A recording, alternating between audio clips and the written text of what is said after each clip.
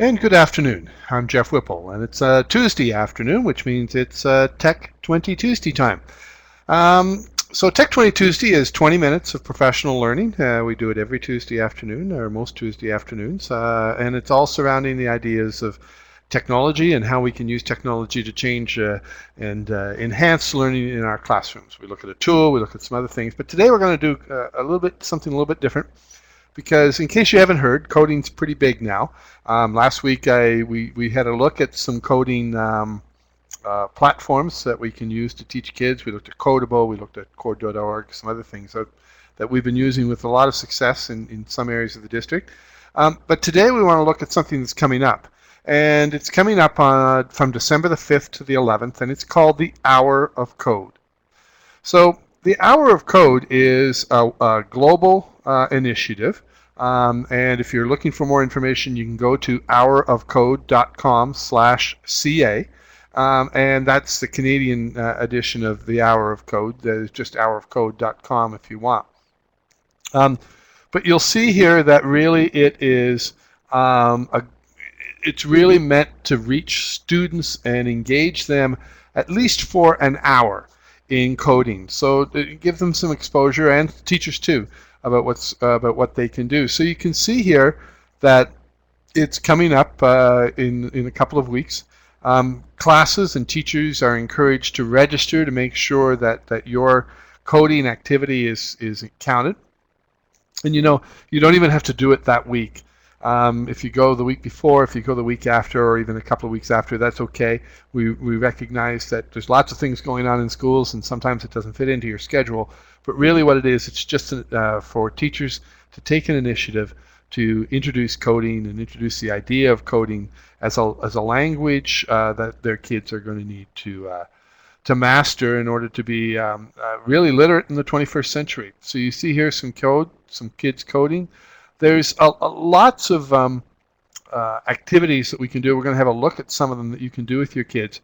But really, it's all about just getting kids thinking about coding. So if you're going to register, if you go to hourofcode.com, you can register your name, your email, your school, the event type. So you could have all kinds of stuff in a school or outside of school hours, the event location. And so they're really just trying to track all the stuff that's going on. So we want to make sure that we're counted. New Brunswick has always been the leader in the country for activities that are going on around Hour of Code in terms of per capita per student. So let's have a look at the Hour of Code. As you see there's almost 300 million students that have participated. There's a little video here that you can actually play for your students to introduce them to it. But if we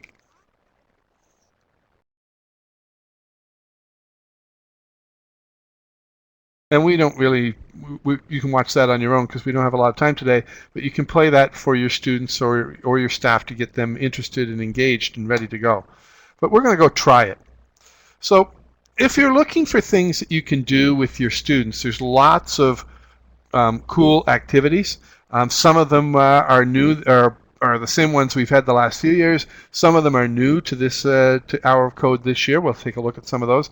You can filter them out for pre-readers, for grades 2 to 5, grades 6 to 8, and even high school grades, so grade 9 plus. So there's lots of stuff. Educator experience, so if you're not too comfortable, you can choose the beginner ones, or if you're comfortable and have tried Hour of Code before, you could have a look at both of them. Again, student experience, so beginner or comfortable.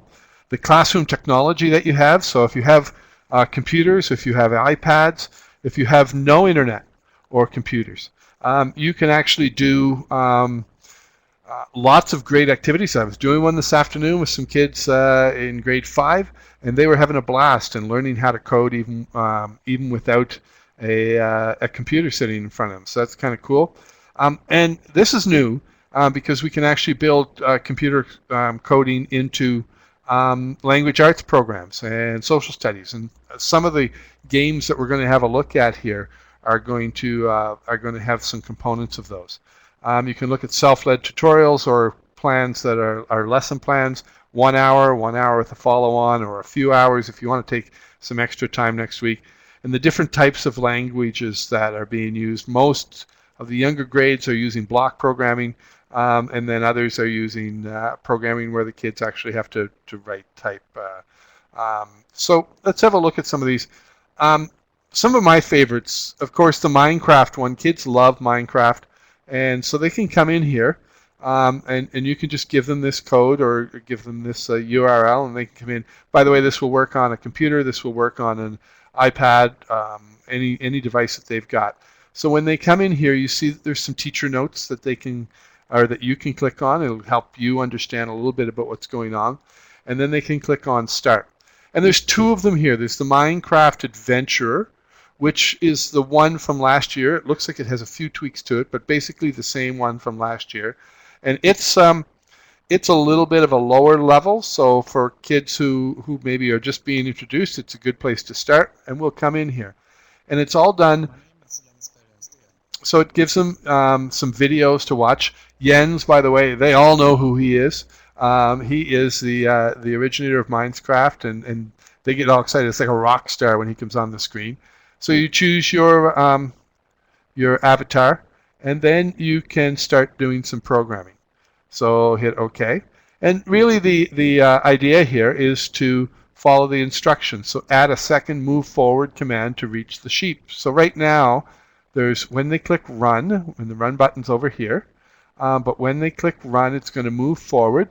But what we need to do, and this is block programming, very simple for kids to understand, and they just add another move forward. And so you see it's going to go 1, 2, forward, and complete the program. So you can see that I've completed this. It works it in just as it moves up further and further. Here we move to lesson 2. Wood is a very important resource. Many things are made from it. Walk to the tree and use the destroy block command to chop it down. So we need to move 2, because the person is actually facing the direction of the tree already, and then destroy the block. So we're going to hit run. You see there that he's now collected wood. The kids who are into Minecraft, and believe me, there are tons of kids into Minecraft, they see the value, they understand what's going on, so they love writing the little bits of code to make it happen. You can also have a look at the code. So we're using block programming here, and you can see the little blocks allow kids to intuitively add code, but what you can do is get them to display the code. So here you can see that it's writing in a language called JavaScript, and so here is actually the code that the kids have written using the blocks. Move forward, destroy block. So they can actually see that they're actually writing code in the right way. So here, it's shearing time. So use the shear command to gather wool from both sheep. So we can see here that we want to go 2 forward, shear the sheep. Then we're going to turn right, move forward once, and shear. And hopefully this is going to work.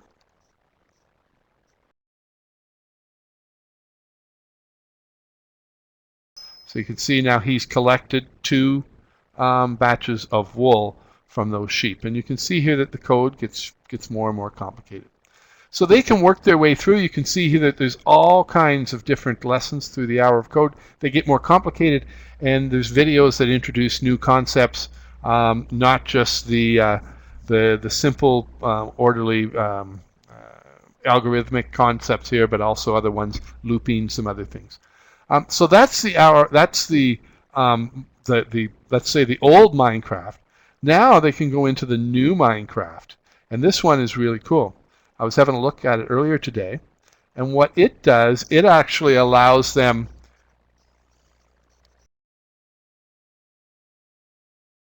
so as they move here, what it allows them to do, instead of following specific directions to accomplish specific tasks like they did in the first game, here they actually are going to be coding to allow them to create their own games. So you see here that the chicken, when this is spawned, is going to move forward. So we can put him in here. So this is the chicken when it's spawned is going to move forward, and we're going to get him to turn right, and move forward again. So you can see that they can play with it and play the chicken cluck sound. So you can see that they can play with it and create their own stuff.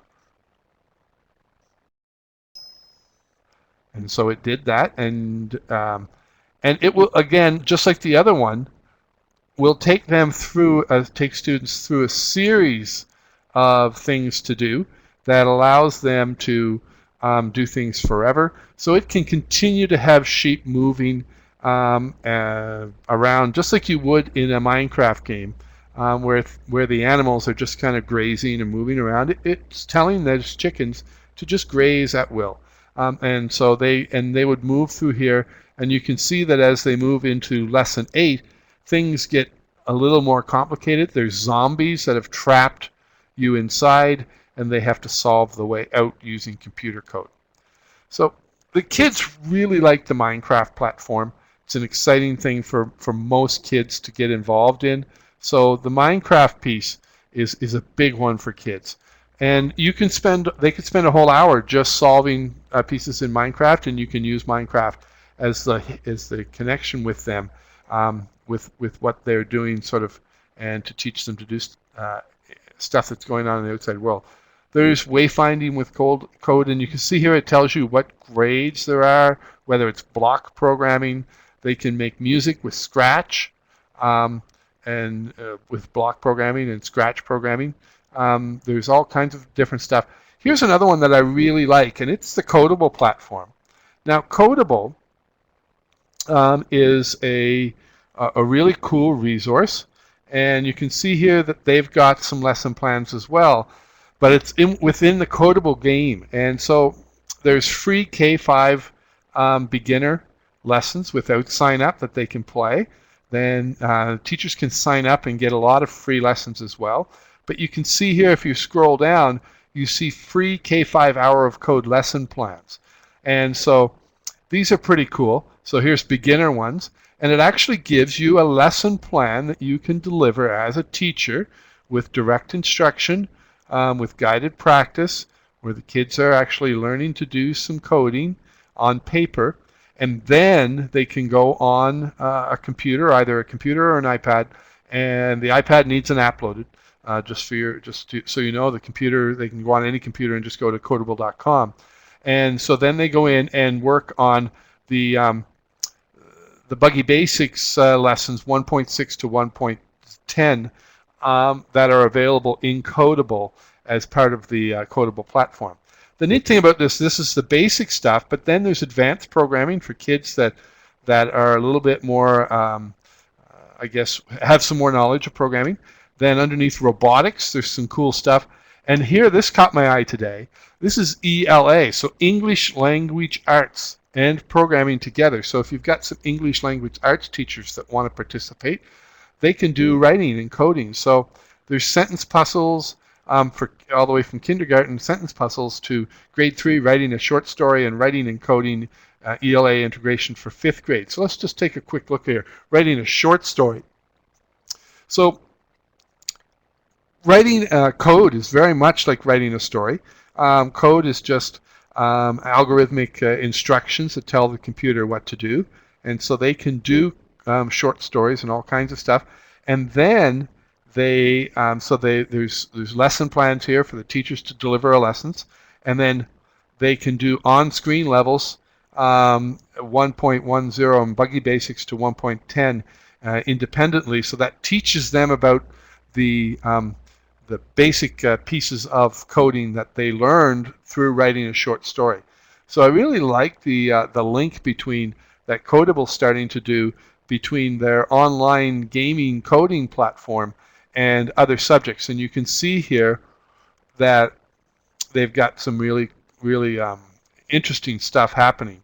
And if you wanted to see Codable, if you just go to codable.com/hour of code, and that's Codable with a K, you can play these little video games here. So we're going to play now, and we looked at this last week. So if you set up your class, they will have a class or a student code, but you can play without saving as well. So just to have a look at it for your students. So, and this is probably going to be about the kindergarten level. So we'll do Smeborg, And so click on the first one here, and we're going to click on lesson 1.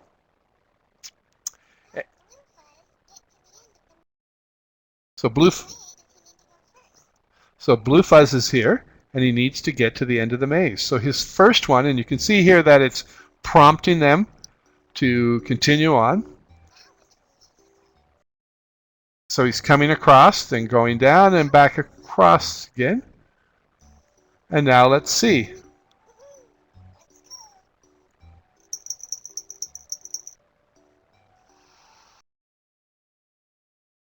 And so this is really just about sequencing and the very basics of sequencing at the kindergarten level. So they get to understand, how to build these kinds of things. And so Codable has some great platforms, but it's a great place to go and just introduce, especially if you've got some really young kids, if you want to get into Hour of Code. And so that's available here on the Hour of Code platform as well. There's coding with Anna and Elsa, and you can code figure skating and movement. So that's really cool. That was on there last year. I was playing with this a little bit earlier today too, and you can animate your name with Scratch. So if kids have a little bit more interest and knowledge, they can come here and learn a little bit of the basics of Scratch programming just by animating their name. So they can come in here, hit start. And I don't know if it's going to take me back to where I was earlier, but I had started to build my name here. Nope. So it takes me back to a new one. So I can get here to get started. You can see that I can choose from the sprite library. So I click here to choose from the library. I can come down here, and sprites are the little animated characters that you would be working with. And I can choose my first letter of my first name. And let's try this one, which is my name for Jeff, and you see it comes out here. I can get rid of the cat if I want to just by scissoring him, and he's gone. So then I can put my J up here. I can say, and this is getting a little bit further ahead than say code, the stuff that we were doing earlier. But now we can. It walks me through what I need to do. So I can set up my code so that on the click of the button, so I come here to events when the sprite is clicked, which is the letter J, or if I put when the flag is clicked, which is up here, but I'll use the sprite is clicked, I will then, what's going to happen? I can change the color of the letter and have it, motion, let's try turn 90 degrees. So it's going to turn on its side when the sprite is clicked. So if I click this, it's going to watch, it's going to change color, and it's going to turn.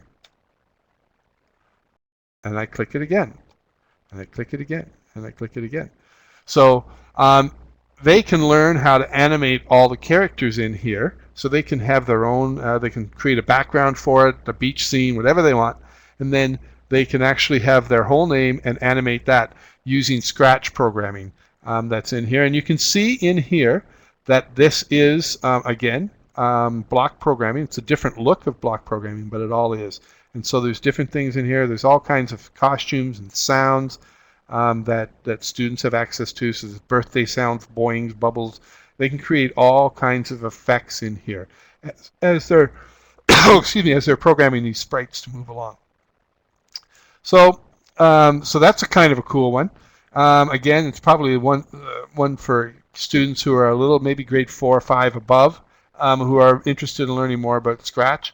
You can see here that there's tons and tons of activities that have been created that allow students to learn about programming while having some fun and individualizing and speaking to the things that they're interested in doing on a computer.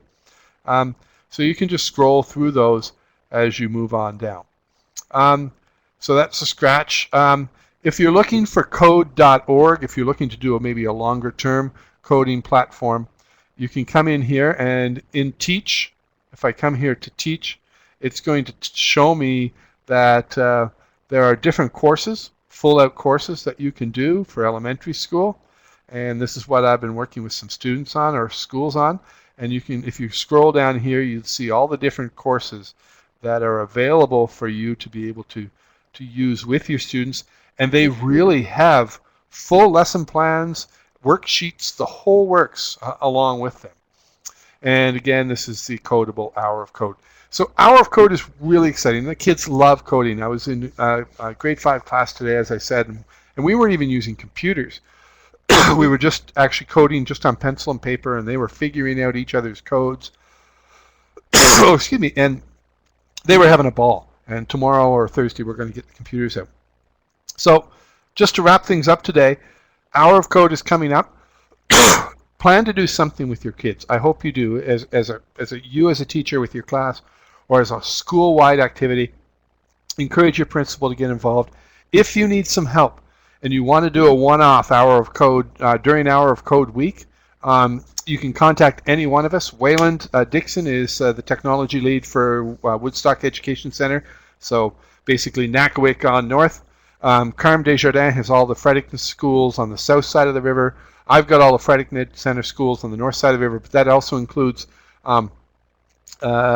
Devon Middle and Nashwaaksis Middle and the schools that are technically part of OEC.